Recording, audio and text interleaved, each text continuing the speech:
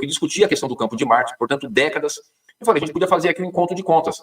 Resolve a questão do Campo de Marte, resolve a questão da dívida e a gente caminha. Eu lembro, Paulo, que o presidente Bolsonaro falou assim, olha, eu vou consultar o André Mendonça, porque na época o André Mendonça era o advogado-geral da União. Depois ele foi para o STF, né? Então lembra que eu estou falando lá de julho de 2021. Eu vou consultar o André Mendonça. Se o André Mendonça achar que isso está dentro da legalidade, que isso está dentro das normas, das leis, que é possível, eu quero ajudar a cidade de São Paulo, mas eu preciso ver se está dentro das normas. E ele falou para mim, agora é o seguinte, se eu consultar o André Mendonça e ele falar que não é possível fazer, você não fala mais isso comigo, né? Aquele jeitão dele. Eu falei, não, presidente, ok. O André Mendonça fez a sua avaliação e falou, não, é possível. A gente precisa constituir um grupo de trabalho. Aí, nesse processo, o André Mendonça acabou saindo, entrou o Bruno Bianco, o advogado-geral da União, participava o Tarcísio, foi aí que eu conheci o Tarcísio, que era o ministro da Infraestrutura, o Paulo Guedes, por parte da Prefeitura, a doutora Marina Procuradora, enfim, constituiu um grupo de trabalho. E olha, Paulo, quando o presidente tem vontade de fazer, as coisas caminham. Quando foi em dezembro, nós assinamos um acordo, o Campo de Marte ficou para o governo federal e a gente resolveu a dívida da cidade de São Paulo. Então, a nossa relação começou ali. Lógico, de julho até dezembro, aí teve um monte de reunião. Toda vez que o presidente Bolsonaro vinha aqui em São Paulo, eu ia até o aeroporto de Congonhas para poder recepcioná-lo e atualizar o assunto. Então, a gente acabou ali criando uma relação. É só para mostrar que essa relação minha com ele foi numa ação de interesse da cidade, ele como presidente, e que foi, assim, tratado de uma forma muito bacana, com celeridade. E aí, não é que chegou na eleição, a gente era desconhecido, já tinha esse episódio, esse contato, né?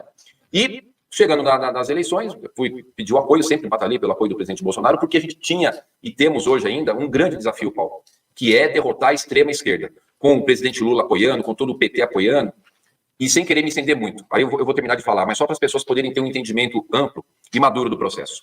Em 2020, o PSB tinha um candidato, o PT tinha um candidato, o PSOL tinha um candidato, tinham vários candidatos. Eles uniram o PT e o PSOL aqui. Então, ficou uma coligação forte. E a gente não podia dar bobeira, nós não podemos e não vamos entregar a maior cidade do Brasil para a esquerda. Nós não vamos entregar. E eu sempre fui falando, presidente, está aqui as pesquisas, a gente está fazendo pesquisa, a gente está olhando, a gente não pode entregar a cidade para a esquerda, para a extrema esquerda. E esse diálogo foi ocorrendo, foi acontecendo, e foi demonstrado que eu tinha mais condições de vencer a extrema esquerda numa ação racional do processo. E hoje as pesquisas ainda mostram isso. Se você pegar hoje aí, eu sou o único que consigo vencer o candidato.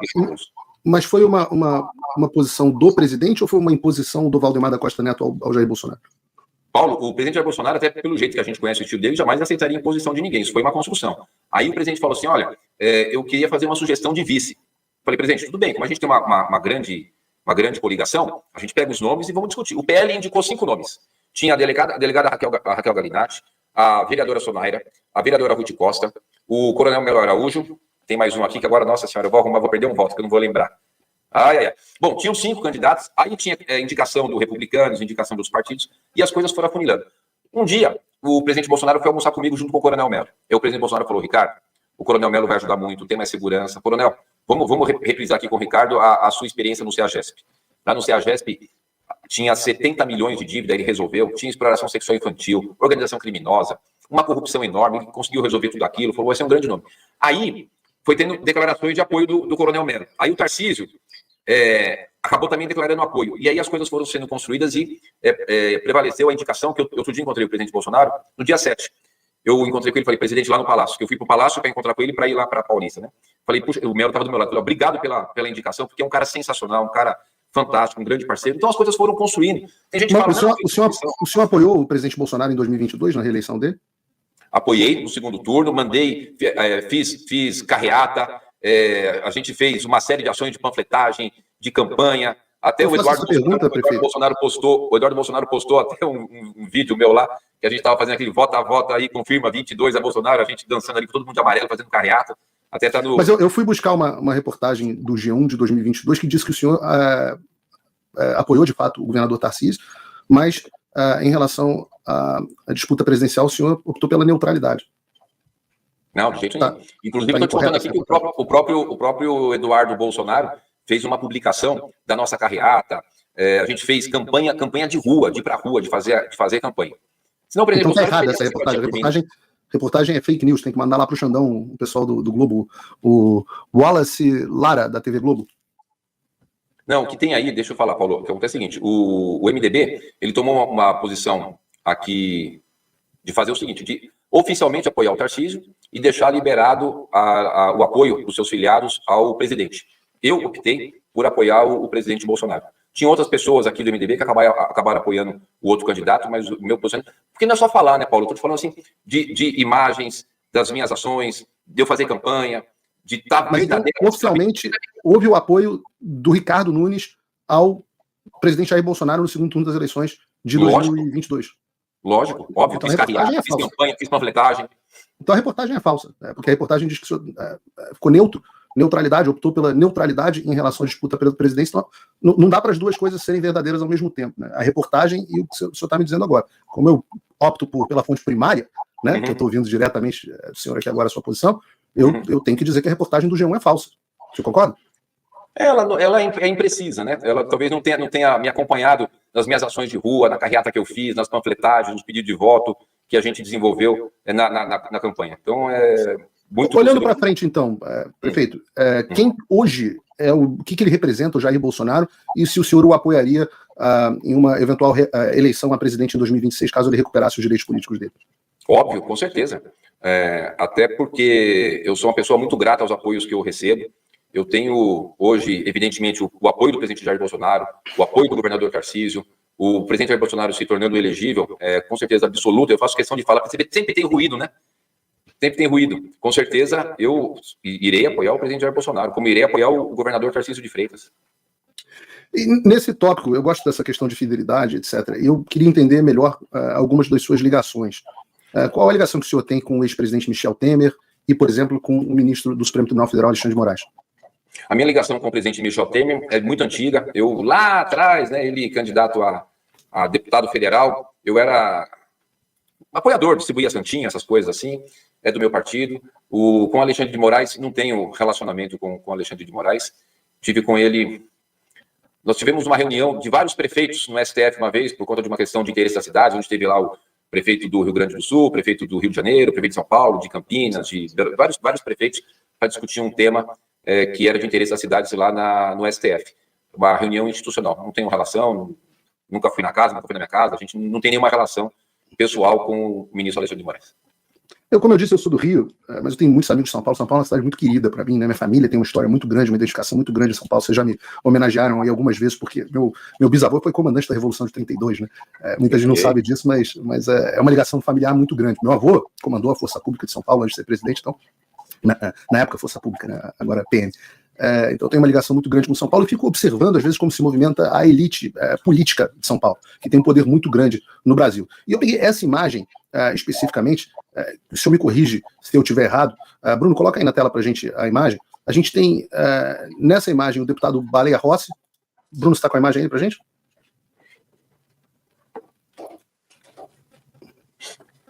Estou só esperando o Bruno colocar a imagem. Mas é uma imagem onde a gente tem o deputado Baleia Rossi, o presidente do seu partido, que liderou o MDB para apoiar o Lula em 2022.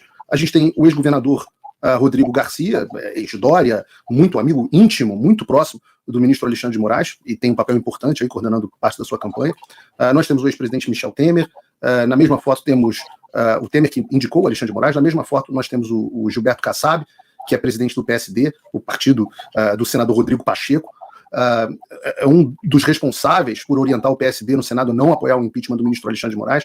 E eu vejo todas essas pessoas e fico pensando como é que o Ricardo Nunes se posiciona no meio de todas essas figuras. Eu tenho a minha independência, como eu sempre tive, Paulo. Eu tenho bastante orgulho da minha história. Eu me elegi vereador, me reelegi. O que a gente tem hoje aqui, nessa história, é todo mundo contra a esquerda. Todo mundo. Você pega, por exemplo, o Rodrigo Garcia, né, que foi candidato, terminou o primeiro turno, ele rapidamente declarou apoio ao presidente Bolsonaro, ao governador Tarcísio, e nós estamos aqui todos unidos contra a esquerda. E todos aqueles que querem verdadeiramente derrotar a esquerda, eu convido a vir junto com a gente. Mas não são todos...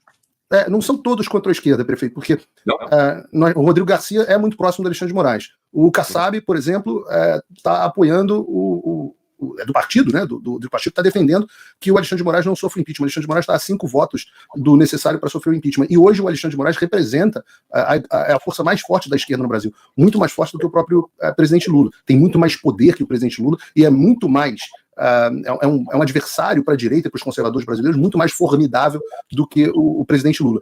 Então, eu não sei se eu posso concordar com o senhor que todos estão com a esquerda. Dessas pessoas que estão aí no palco, a maioria delas está com a esquerda. Aqui em São Paulo, Paulo, estou falando aqui da eleição municipal. Nós estamos falando... Mas aí como é que fica? Contra a esquerda na eleição municipal? Eu acho muito confuso, e eu fico muito feliz de ter essa oportunidade de fazer essa pergunta, de nós termos o melhor amigo do Alexandre de Moraes, Rodrigo Garcia, na sua campanha, e ao mesmo tempo o Jair Bolsonaro, que teve os direitos políticos e tem sido implacavelmente perseguido pelo mesmo Alexandre de Moraes. Isso dá a impressão ao eleitor que política é uma questão de conveniência local do momento. Não é conveniência local, é uma conveniência que a gente tem. Acho que a palavra até conveniência não é correta. Eu acho que a gente pode usar melhor a palavra. É uma união de todos aqueles que não querem a extrema esquerda, que apoiam, e ainda bem que sou eu um conservador, né, pela minha história de vida. A gente ainda tem um conservador capaz de vencer a extrema esquerda com o apoio das pessoas. O que a gente não poderia de forma nenhuma, Paulo, e, puxa vida, você é uma das pessoas mais inteligentes que eu conheço, é permitir a extrema esquerda tomar conta da maior cidade da América Latina. O resultado da eleição, aqui no dia 6 de outubro, vai ser capa de todos os jornais no dia 7 de outubro, Paulo. Todos os jornais. Quer dizer, o peso da cidade de São Paulo, o terceiro maior orçamento do país, ele é de tal importância que a gente precisa compreender a magnitude do que a gente está fazendo aqui. Quando a gente consegue unir, e você vê, está dando certo. Estou em primeiro na pesquisa, nós vamos derrotar o Boulos no segundo turno, e tem algo fundamental nesse processo, que é a capacidade de unir as pessoas contra a extrema esquerda. Nós vamos derrotar o Boulos aqui. Nós vamos derrotar o Boulos aqui. A gente está eliminando esse risco para o nosso país, porque não é só a cidade de São Paulo, não. Nós estamos falando de um cara invasor. Nós estamos falando de um cara que acabou agora de liberar o Janones, o rei da rachadinha, que foi indiciado pela Polícia Federal. Nós estamos falando de um cara que invadiu, no dia 23 de setembro de 2015, o Ministério da Fazenda, que a turma dele, MTST, em 2017, invadiram 5 ministérios, que em 2021 a MTST invadiu a Bolsa de Valores, que foi na porta da Fiesp, depredou, invadiu e disse que era pouco. Ou seja, olha o risco. A gente não pode, de forma nenhuma, correr o risco de ter um sujeito desse, né, um invasor desse, aqui, com todas as forças do governo federal, do presidente Lula, fazer o prefeito da cidade. A gente precisa ter racionalidade nas eleições. Então, eu tenho a alegria de ter conseguido construir uma grande frente para poder derrotar a extrema esquerda. Nós vamos comemorar a derrota da esquerda aqui na cidade de São Paulo, Paulo. Deixa eu colocar a coisa de uma outra forma, porque eu concordo que a possibilidade do Guilherme Boulos, que eu já tive a oportunidade de entrevistar no passado, se tornar prefeito de São Paulo seria um desastre, com consequências nacionais, né? Então eu acho que o Brasil tem que se preocupar com o que acontece com São Paulo, mas São Paulo também deve se preocupar com o que acontece com o Brasil. E hoje a gente está fazendo parte de um grupo seleto de nações que inclui o Irã, a China, a Coreia do Norte, a Rússia, um grupo seleto em que a censura e as violações dos direitos humanos são institucionalmente implementadas e sistematicamente praticadas. Então, eu gostaria de perguntar muito sem rodeio, de fazer algumas perguntas, prefeito. A primeira é o seguinte: o ministro Alexandre de Moraes, ele cancelou o meu passaporte sem devido processo legal. Eu não fui até hoje notificado da decisão. Como o senhor falou, eu gostaria muito de estar fazendo essa entrevista pessoalmente, mas a única razão pela qual eu sei que meu passaporte foi cancelado foi porque fontes na Polícia Federal me informaram dizendo que tinha a ver com o inquérito das fake news, milícias digitais, esse tipo de coisa. 1 ano e 9 meses. Então, eu queria perguntar qual é a sua opinião sobre um Supremo Tribunal Federal que cancela o passaporte, bloqueia contas bancárias, bloqueia conta nas redes sociais de um jornalista sem o direito à ampla defesa, sem o direito ao contraditório.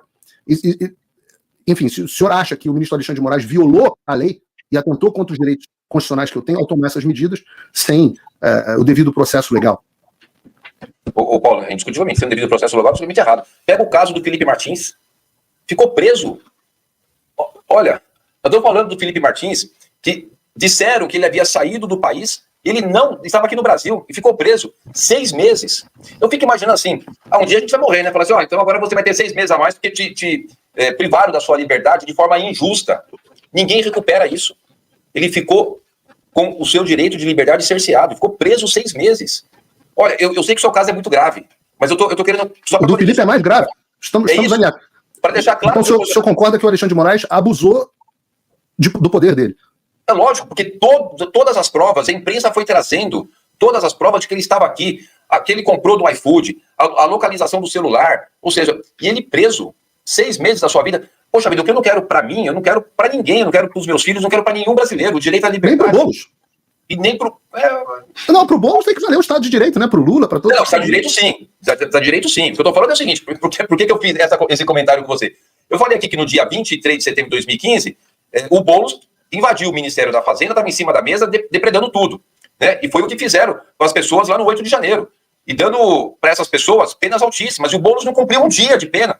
porque também invadiu o Ministério da Fazenda e do Empreendedor. Quer dizer, precisa ter o equilíbrio nessas decisões. A gente precisa ter das instituições o respeito à democracia, o respeito ao direito do devido processo legal. Quer dizer, eu fico imaginando o Felipe, puxa vida, o trauma que vai carregar, o sofrimento que carregou dos familiares. Imagina os familiares, o que passou. É terrível. Então, com relação à questão de erro, pode ser da corte, de uma delegacia, de uma justiça de primeira instância. A gente precisa sempre repudiar qualquer tipo de erro desse.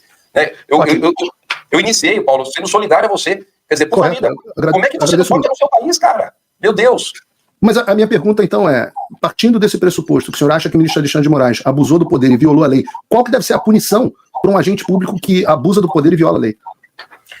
Você tem as instituições responsáveis por cada situação. No caso de um ministro do Supremo Tribunal Federal, o Senado Federal. Cabe ao Senado Federal fazer, conforme está previsto na Constituição, né, para a gente poder ter aqui sempre uma colocação com seriedade, com aquilo que é. Eu não quero ficar lacrando, entendeu, Paulo? Eu quero ter aqui não tem que lacrar, não. Perfeito. Mas o Senado Federal, então, deve abrir, na sua opinião, o processo de impeachment contra o Alexandre de Moraes? Porque hoje ele não abre, inclusive por conta da orientação dos seus aliados. Sim, meu aliado? Não faz. O Kassab, PSD, o Rodrigo Pacheco. Hoje o Rodrigo Pacheco tem o poder de decidir se abre ou não um processo de instauração do impeachment. Não, sim. Mas aí o senador, ele tem a sua autonomia do mandato, não é uma pessoa subordinada a mim, né? Só para você sempre foi um cara muito justo, muito correto. Não subordinada ao senhor, subordinada aos seus aliados. Mas aí eu vou responder pelo outro partido. Eu trouxe um apoio importante. O apoio traz ônus e bônus, né, prefeito? E é fundamental. Ele traz o ônus das posições políticas do PSD, por exemplo. Esse vai nos trazer o bônus de vencer a extrema esquerda. Eu tenho certeza absoluta, Paulo, que no dia 6 de outubro, quando terminar a apuração, você vai ser o primeiro a fazer, olha, vencemos a extrema esquerda, vencemos o bolo. Eu não vou, prefeito, porque eu vou estar com as minhas redes sociais bloqueadas. Senão eu iria até a sua festa de posse, mas eu não vou poder porque eu vou estar sem meu passaporte. Então de que adianta, né? São Paulo vencer o Boulos e o Brasil continuar com o Alexandre de Moraes? Porque vencer o Boulos, a gente vencer essa escalada que faz com que a liberdade de expressão possa correr um risco. Da gente poder ter no horizonte do nosso país uma situação da democracia verdadeira, que a gente poder ter a liberdade de expressão, que nós possamos ter as instituições que respeitem toda a legislação, que não possa mais acontecer o que aconteceu com o Felipe Martins, ou seja, a gente fazer aqui um processo de, inclusive, desculpa chamar, de inteligência, de que a gente precisa fazer as ações necessárias para continuarmos avançando naquilo que a gente acredita, naquilo que a gente defende, né? Porque aqui na nossa cidade, Paulo, até tem a nossa bandeira, né? São Paulo conduz, não é conduzido. A gente conduz. E é isso que a gente precisa entender. Aqui é uma cidade importantíssima para não deixar de jeito nenhum uma semente aqui do comunismo, uma semente aqui da extrema esquerda, e nós estamos fazendo, eu queria tanto ter o reconhecimento seu sobre isso, do esforço que a gente está fazendo para poder vencer a extrema esquerda e extirpar daqui da nossa cidade, enfraquecer essa. Vai ter todo o meu apoio no segundo turno contra o Guilherme Boulos, não tem a menor dúvida. No primeiro também, no primeiro eu vou me abster nesse momento, mas estou tentando conhecer melhor as suas posições, inclusive essa central sobre o Alexandre de Moraes. Já que o senhor diz que não é responsável pela posição dos seus aliados, na sua avaliação objetiva e pessoal, uma vez que o senhor diz que o Alexandre de Moraes abusou do seu poder, o processo de impeachment contra ele deve ser aberto pelo senador Rodrigo Pacheco? Havendo os pré-requisitos, todo impeachment deve ser aberto, Paulo. Se houver um pré-requisito... No caso objetivo do Alexandre, prefeito, no caso objetivo do Alexandre, que o senhor reconheceu que abusou do seu poder e violou a lei, tem que haver uma punição para um agente público que faz esse tipo de coisa. O senhor mesmo, como prefeito, se o senhor violar a lei e abusar do seu poder, o senhor vai sofrer as consequências. O Alexandre deve sofrer? Se houver os pré-requisitos, sim, de todos, não só dele. Mas não há os pré-requisitos? O senhor não sabe se há os pré-requisitos ou não? Não, como é que eu vou saber? Eu sou prefeito de São Paulo, Paulo. Eu sou prefeito de São Paulo. Os pré-requisitos... O senhor é um dos políticos mais importantes do país. O senhor não sabe se há hoje pré-requisitos para abrir o processo de impeachment contra alguém que o senhor disse que violou a lei?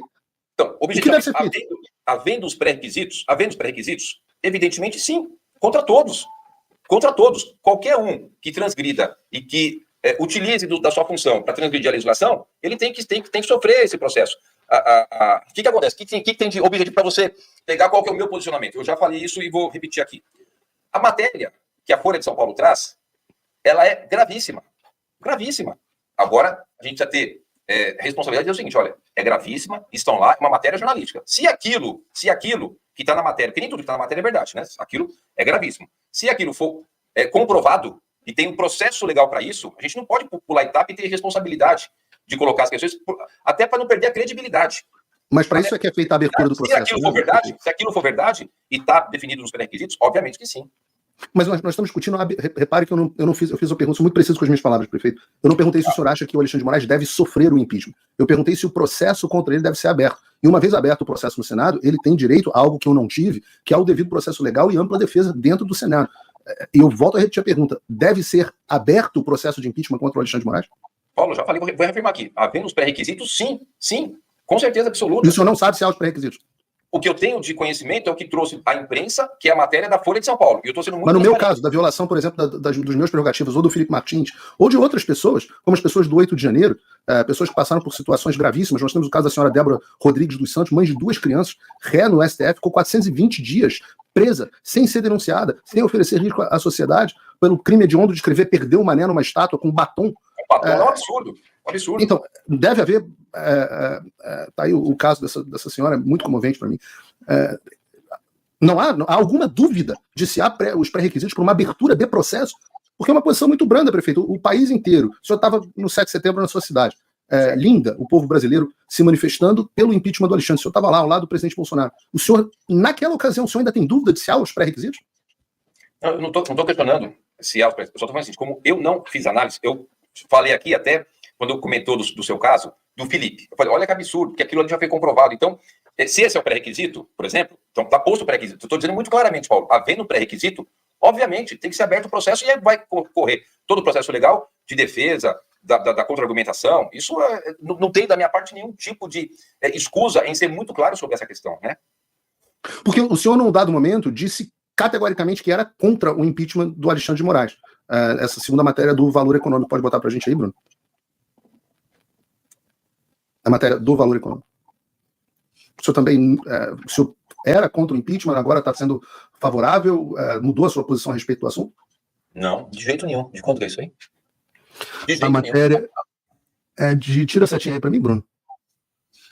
Agora, de 2 de setembro de 2024. Agora, setembro de 24? De jeito nenhum. 2 de setembro de 2024. Ricardo Nunes disse ser contra impeachment de Moraes, mas estará em ato bolsonarista contra o ministro. Eu sou a favor de qualquer impeachment. Qualquer impeachment. Não é porque a gente tenha um cargo ou outro que a pessoa está imune ou de responder por algum ato errado que eventualmente tenha cometido. Se a pessoa cometeu, qualquer um, seja do STF, do STJ, do TJ, do Tribunal de Justiça de Santa Catarina, do Paraná, de uma Câmara Municipal, um presidente da República, se ele cometeu, o impeachment está previsto na Constituição. Nós defendemos a Constituição. Nós defendemos isso. Se está escrito lá e tem essa possibilidade de ter o impeachment, cumprir o rito, obviamente que sim. Não existe. Então o senhor não é contra o impeachment? Como é que alguém seria contra algo que está previsto? Porque o que a gente está discutindo, prefeito, não é se a lei prevê que deve haver impeachment caso alguém viole. A gente está discutindo um caso concreto, um caso que o senhor mesmo disse que houve abuso de poder, que o senhor disse que houve violação da lei, que o senhor entende que é a violação dos direitos das pessoas, cometidos pelo ministro do STF. O remédio que a Constituição tem para isso é o impeachment, instaurado no Senado, a abertura do processo de impeachment. E o que eu estou colocando aqui na tela é uma matéria que diz que o senhor é contra essa abertura. E eu acho muito feliz que o senhor tenha a oportunidade de falar direto com o seu eleitor para dizer, a rede social permite esse tipo de coisa, né? Dizer, não, essa reportagem é incorreta. No caso concreto do Alexandre de Moraes, eu sou favorável a que abra o processo. Sim, temos pré-requisitos, sim. Não existe essa afirmação de ser contra. Isso aqui é uma afirmação tão absurda. Se alguém, eventualmente, ele ou qualquer pessoa, cometeu ali alguma ilegalidade, vai ser contra? Não tem como. A única questão só que eu estou falando, Paulo, é o seguinte, as informações que eu tenho são as informações vindas da imprensa. Né? Portanto, cabe ali dentro do processo legal, que são os senadores, fazer análise comprobatório dos documentos. E aí, Pacheco precisa deixar, né, prefeito? Se o Pacheco sentar em cima, em se confirmando o que a matéria trouxe, que é gravíssimo, obviamente, tem que saber o processo, indiscutivelmente, mas não existe outra probabilidade. A gente defende a liberdade, defende aqui que a gente tenha um processo. Se tem alguém que está impedindo a liberdade, seria contraditório dizer o contrário. Né? A única coisa só preciso. A gente precisa ter responsabilidade que fala. Não uma combinativa. Eu fico feliz com o seu posicionamento. Queria virar a página para a gente abordar o assunto da pandemia, que